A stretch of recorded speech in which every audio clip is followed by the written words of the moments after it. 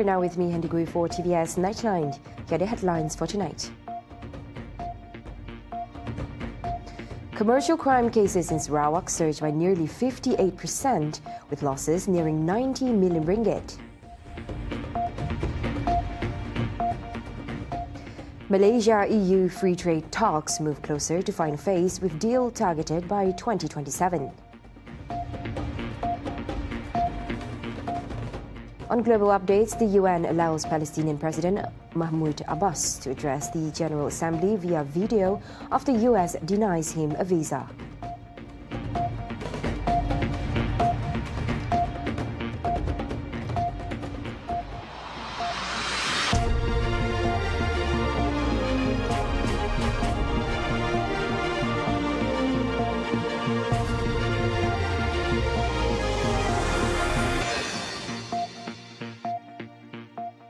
The 79th birthday celebration of Sarawak Governor Tun Pehin Sri Dr. Wan Junaidi Tuanku Jaafar will be marked with a series of events next month. Minister of Tourism, Creative Industry and Performing Arts, Dr. Sri Abdul Karim Hamzah said the main highlight will be ceremonial parade set to take place at Padang Merdeka, Kuching on October 11th. Kemudian perayaan ini yang akan diadakan di Padang Sentral dengan adanya istiadat pembarisan dan juga rapat raksasa yang akan melibatkan lebih daripada 100 kontingen daripada badan beruniform, jabatan kerajaan, NGO dan yang lain-lain. Karim further stated that after the parade, the state investiture ceremony will be held at the Astana Negeri Sarawak, while the state banquet will take place at the Dun Complex in the evening. Other events held in conjunction with the celebration include a concert at Padang Merdeka on October 11th and a high tea reception at Riverside Majestic Hotel on October 12th, in which it will see local Sarawakian artists as well as from Peninsular Malaysia livening up the concert. Pada malam itu juga akan diadakan persembahan bunga api selepas Majlis Jamuan Negeri yang akan dapat dilihat daripada Padang Merdeka dan juga daripada Dewan Undangan Negeri. Keesokan harinya pada 12 hari bulan Oktober, hari Ahad, pada jam pukul 10.30 pagi akan diadakan majlis yang terakhir, iaitu Majlis Jamuan Teh bertempat di Sarawak Chambers, Sarawak Riverside Majestic Hotel, yang akan dihadiri oleh Tuan Yang Terutama Yang di-Pertuan Negeri bersama-sama dengan Tok Puan dan juga Yang Amat Berhormat Premier Sarawak. The Narcotics Criminal Investigation Department has recorded drug seizures worth 23.6 million ringgit between January and August this year, nearly double the 12 million ringgit seized during the same period last year. Sarawak Police Commissioner Dato' Mancha Atta attributes the success to ongoing intelligence efforts and strong cooperation from the public in combating drug abuse and trafficking.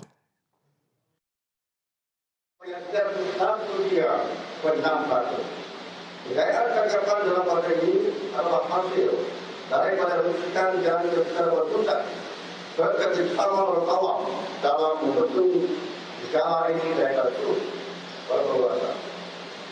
Yang saya berharap bagi masyarakat terus menyalurkan maklumat berkaitan pengedaran data yang berlaku di mereka. Meanwhile, during the same period, he said a total of 7,799 individuals were arrested, up from 7,489 last year. He added that the assets seized from drug traffickers soared to 15.8 million ringgit, marking more than 360% increase.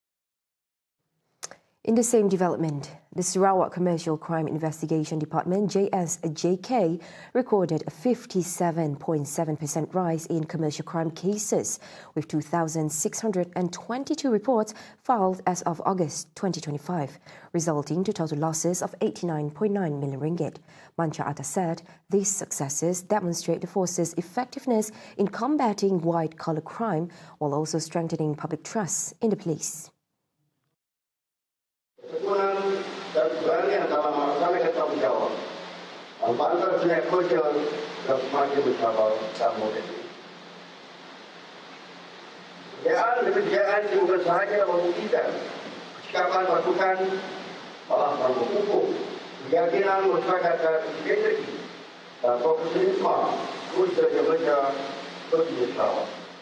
He also noted that JSJK had successfully dismantled 3 scam call center syndicates in Miriam Cebu, leading to 18 arrests and charges under sections 424A and 120B of the Penal Code. To date, 1,091 individuals involved in commercial crime have been apprehended, underscoring the force's commitment to addressing increasingly complex white-collar crimes. A local man has been reported missing in a forest near Kampong Jangka after leaving his home last week.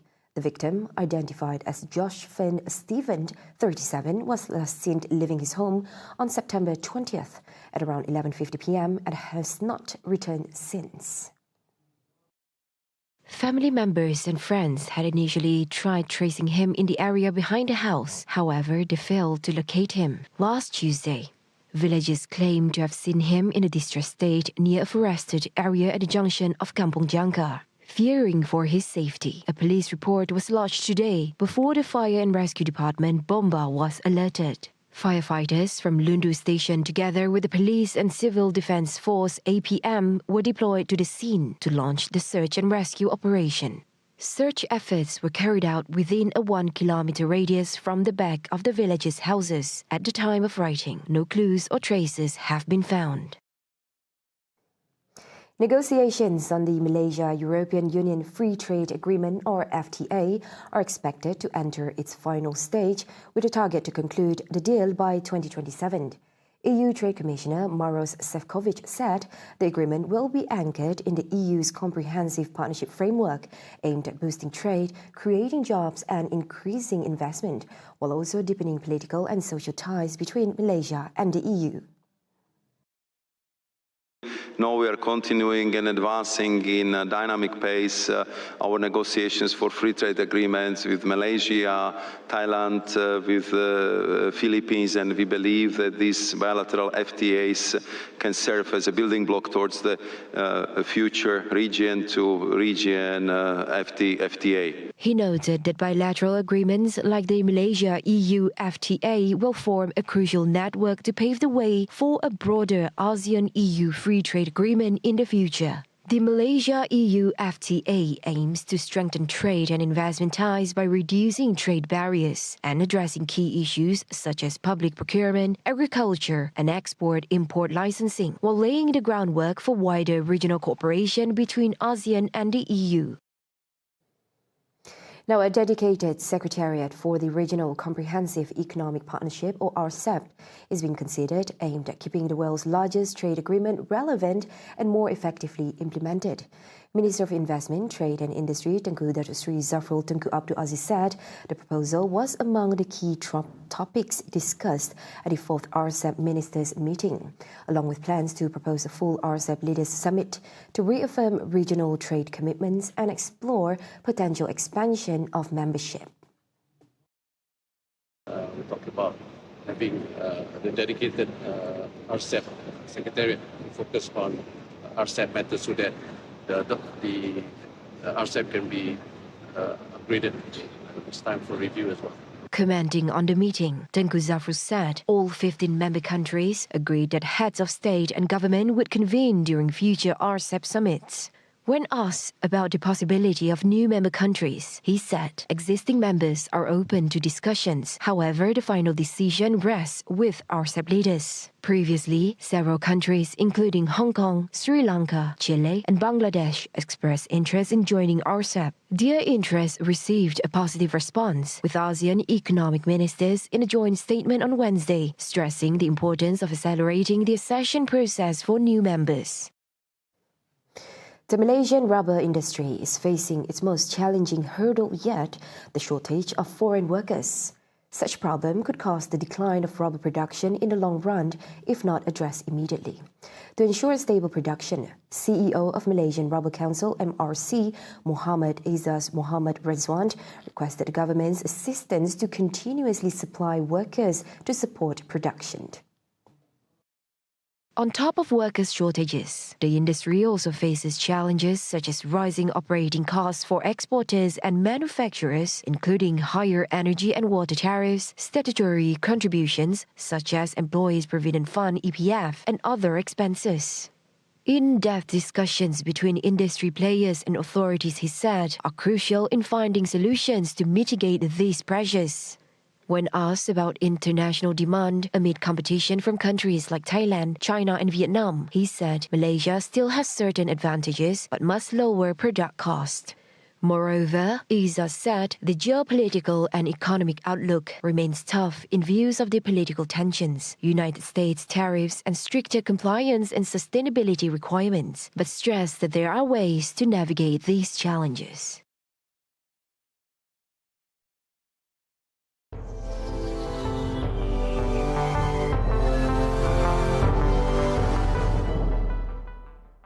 Now on to global updates. The UN General Assembly has voted to allow Palestinian President Mahmoud Abbas to address its annual gathering of world leaders next week via video link after the US refused to grant him a visa to travel to New York in person.